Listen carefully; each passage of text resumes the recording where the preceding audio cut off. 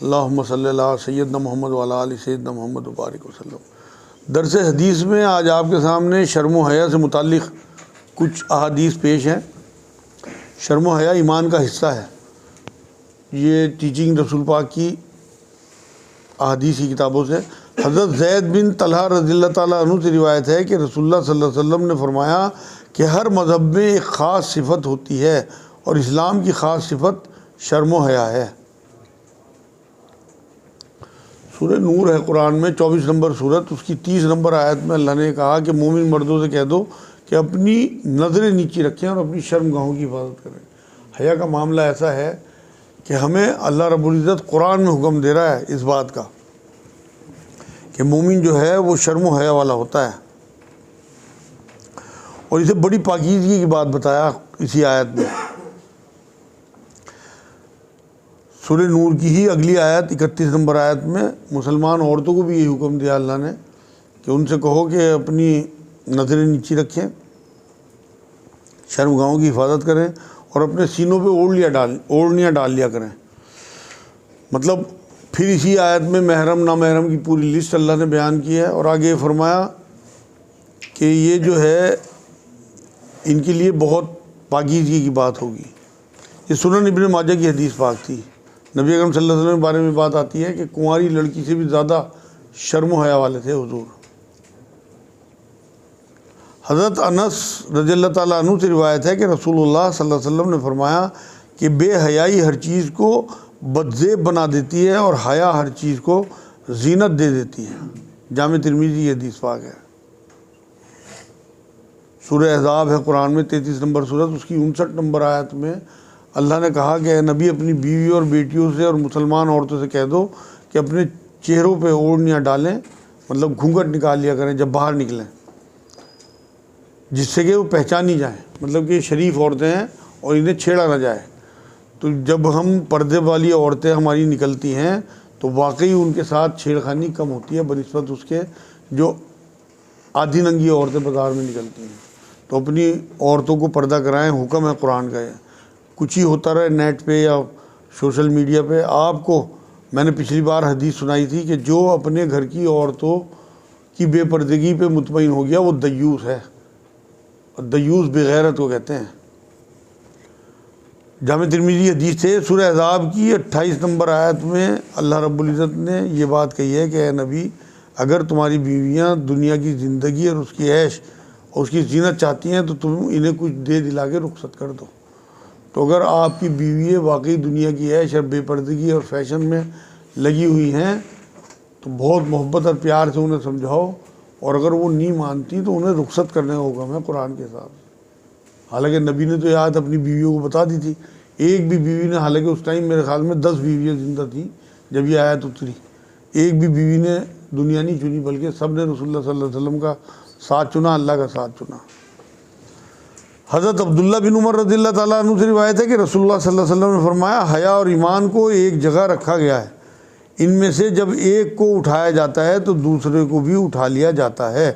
بہقی کی حدیث پاک ہے یہ۔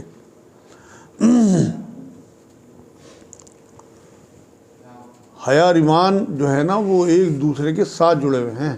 اگر کسی کی حیا چلی جاتی ہے تو ایمان چلا جاتا ہے، چاہے ہمیں زبانی وہ کلمہ پڑھتا ہوا نظر آئے لیکن اندر اس کے ایمان نہیں ہوتا اگر حیا نہیں ہے، اگر وہ بے حیا ہے، بے شرم ہے۔ سورہ نور کی 60 نمبر آیت میں اللہ نے ایک اجازت دی، وہ میں آپ لوگوں کے لیے وضاحت سے بتا دوں کہ جو گھر کی بڑی بزرگ عورتیں ہیں بڑی عمر کی، جن کو اب نکاح کی چاہت نہیں رہتی، انہیں اپنی اوڑھنیاں ہٹانے کا حکم ہے۔ برقع وغیرہ وہ بنا برقعے باہر جا سکتی ہیں، بنا اوڑھنیے باہر جا سکتی ہیں، بڑی اوڑھنی دوپٹہ رکھیں بس۔ لیکن ہمارے ہاں الٹا ہے بالکل، جن عورتوں کی عمریں بڑھتی چلی جاتی ہیں وہ اور زیادہ اپنے آپ کو لپیٹتی چلی جاتی ہیں، اور جو کم عمر عورتیں ہوتی ہیں یا لڑکی ہوتی ہیں وہ آدھی ننگی پھرتی ہیں، وہ برقعے کا بھی خیال نہیں کرتی۔ اب تو دوپٹہ بھی غائب ہوتا جا رہا دھیرے دھیرے، تو الٹا ہے قرآن کی تعلیمات کے بالکل۔ سورہ احزاب کی 33 نمبر آیت میں عورتوں کو گھر میں قرار سے رہنے اور زینت کا اظہار نہ کرنے کا حکم ہے۔ ہماری تو عورتیں گھر میں بہت گندی رہتی ہیں اور جب باہر نکلتی ہیں تو تیار ہو کے خوشبو لگا کے پاؤڈر لگا کے، مطلب دوسروں کو دکھانے کے لیے، جبکہ زینت عورت کو صرف اپنے مرد کو دکھانی ہے اور کسی کو نہیں. تو یہاں حکم ہے بلکہ قرآن میں کہ یہاں اللہ رب العزت نے کہا کہ اظہار نہ کریں اپنی زینت کا. سورہ احزاب کی 30 نمبر آیت میں پیغمبر کی بیویوں کو کہا کہ تم اور عورتوں کی طرح نہیں ہو، اگر تم کسی گناہ کا ارتکاب کرو گی تو تمہیں دگنی سزا ملے گی. حضرت عمران بن حسین رضی اللہ تعالیٰ عنہ سے روایت ہے کہ رسول اللہ صلی اللہ علیہ وسلم نے فرمایا کہ حیا سے ہمیشہ بھلائی حاصل ہوتی ہے، اور ایک روایت میں ہے حیا پوری بھلائی ہے. صحیح بخاری صحیح مسلم کی حدیث پاک ہے. حیا کے بارے میں حدیث میں آتا ہے کہ اللہ یہ کہتا ہے، حدیث قدسی ہے کہ جب سفید داڑھی والے میرے آگے گڑ گڑاتے ہیں یا دعائیں کرتے ہیں تو مجھے حیا آتی ہے ان کی دعاؤں کو موڑتے ہوئے. سفید داڑھی والوں کو آگے رکھیں، ان سے دعائیں کرایا کریں. اپنے گھر کے بزرگوں کی جب آپ دل جوئی کریں گے، ان کی عزت کریں گے، ان کا ادب احترام کریں گے تو لازمی ان کے دل سے آپ کے لیے دعائیں نکلیں گی. اگر آپ انہیں چڑھائیں گے یا چڑچڑاپن کریں گے ان کے ساتھ تو پھر ان کے دل سے بد دعائیں نکلیں گی. حضرت عبداللہ بن عمر سے روایت ہے کہ رسول اللہ صلی اللہ علیہ وسلم نے ارشاد فرمایا کہ اللہ سے زیادہ غیرت مند کوئی نہیں ہے، اور اسی کی وجہ سے اس نے بے حیائی کے کاموں کو حرام کیا ہے، اور اللہ سے زیادہ کسی کو تعریف و توصیف پسند نہیں ہے. صحیح بخاری کی حدیث پاک ہے. ایک اور میں آپ کو خوشخبری دوں، جنت میں جو حوریں ہیں نا ان کے لیے جو ذکر آیا ہے سورہ صافات 48 نمبر آیت، سورہ سواد 52 نمبر آیت، اس میں نظر نیچی والی حوریں ملیں گی ہر آدمی کو. اور بلکہ سورہ رحمان میں تو اللہ نے یہ کہا کہ جنہیں کسی نے ہاتھ ہی نہیں لگایا ہوا. تو نظر نیچے رکھنے والی ہماری عورتیں جو ہیں نا ان کو اللہ نے حوروں والی صفت دی ہے. جو شرم و حیا والی ہماری بیٹی ہے، ہماری بہنیں، ہماری بیوییں ہیں، وہ اگر نظریں نیچی رکھ کے سڑک پہ یا کہیں جاتی ہیں تو یہ ان کے اندر حوروں والی صفت ہے. تو ایسی عورتیں جنہیں کسی نے ہاتھ نہ لگایا وہ بھی جنتی، حوروں سے متشابہ ہیں، اور نظریں نیچی رکھنے والی بھی.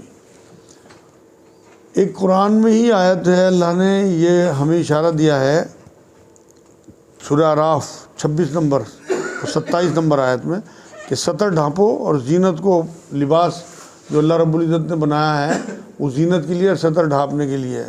27 نمبر آیت میں کہا کہ شیطان گمراہ نہ کر دے تمہیں جیسے تمہارے ماں باپ کو اس نے کیا تھا اور ان کے کپڑے اتروا دیے تھے، مطلب ستر کھلوا دیے تھے. تو ستر کھولنا، کپڑے کم پہننا، یہ سب شیطانی کام ہے. یہ اللہ نے اشارہ دیا ہے ہمیں. آج کی آخری حدیث حضرت علی رضی اللہ تعالیٰ عنہ سے روایت ہے کہ رسول اللہ صلی اللہ علیہ وسلم کی نظر ایک شخص پر پڑی جو کھلے میدان میں برہنہ غسل کر رہا تھا. تو آپ صلی اللہ علیہ وسلم نے ممبر پر خطبہ دیا جس میں معمول کے مطابق پہلے تو اللہ تعالیٰ کی حمد و ثنا کی، اس کے بعد فرمایا کہ اللہ تعالیٰ خود حیا فرمانے والا اور پردے دار ہے، اور بندوں کے لیے بھی وہ حیا اور پردے داری کو پسند فرماتا ہے. اس بنا پر اس کا حکم ہے، اور میں تم کو اس کی ہدایت اور تاکید کرتا ہوں کہ جب تم میں سے کوئی غسل کیا کرے تو پردہ کر لیا کرے. سنن ابو داؤد شریف کی حدیث پاک ہے. حضرت عثمان کے بارے میں آتا ہے نبی اکرم صلی اللہ علیہ وسلم جو ہے وہ ایک بار لیٹے ہوئے تھے، کچھ تہمت تھوڑا سا پنڈلی سے اوپر تھا. حضرت عمر اور حضرت بکر صدیق بھی وہاں موجود تھے. جب حضرت عثمان کے آنے کی خبر ملی کہ باہر عثمان آئے تو حضور تھوڑے سے سیدھے ہو کے بیٹھے اور اپنے کپڑے سیدھے کیے.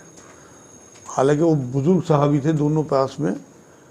تو انہوں نے پوچھ لیا کہ حضور یہ اتنی حیا اتنی شرم کیوں عثمان کے آنے پہ؟ کہ عثمان وہ ہے جس سے فرشتے بھی حیا کرتے ہیں. تو یہ جو معاملہ ہے حیا اور شرم کا، یہ نبی اکرم صلی اللہ علیہ وسلم کی سنت ہے، ان کے صحابہ کی سنت ہے. اور ستر دیکھنا، ستر دکھانا، یہ دونوں گناہ ہیں. یہ نہیں کہ آپ ستر اپنا کسی کا ستر دیکھیں وہی گناہ ہے، بلکہ ستر دکھانا بھی گناہ ہے. یہ آج الحمدللہ احادیث پوری ہو گئی.